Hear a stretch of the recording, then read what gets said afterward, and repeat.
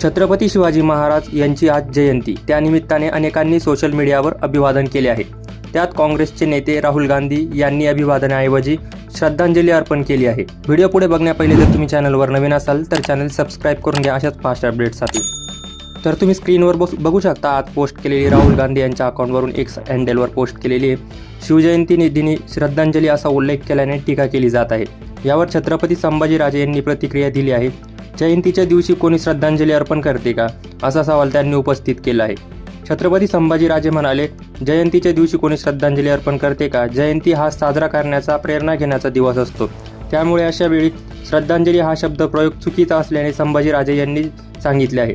शिवजयंती ही महाराजांच्या विचारांची पुनर्स्मृती करण्याची संधी असते, श्रद्धांजली नव्हे। त्यामुळे सार्वजनिक नेत्यांनी भाषेची आणि परंपरेची योग्य जाण ठेवून विचारपूर्वक शब्दप्रयोग करावा, असेही छत्रपती संभाजीराजे म्हणाले।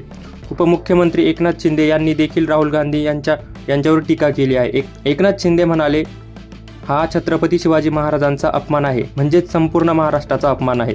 स्वातंत्र्यवीर सावरकर यांचा ते वारंवार अपमान करत आले आहे। आता त्यांची मजल छत्रपती शिवाजी महाराज यांच्यापर्यंत पोहोचली आहे। हा तमाम शिवभक्तांचा अपमान आहे। हे चुकून झालेले नाही, हे त्यांची जीभ घसरलेली नाही, तर हे त्यांनी जाणीवपूर्वक केलेले विधान आहे। त्यांनी केलेल्या या विधानावर त्यांनी माफी मागायला पाहिजे। दरम्यान यावर काँग्रेसकडून सारवासारव केली जात आहे। राहुल गांधींनी केलेल्या ट्विटमुळे वाद उफाळला असता काँग्रेस प्रदेशाध्यक्षाकडून मात्र सारवासारव करण्याचा प्रयत्न करण्यात येत आहे।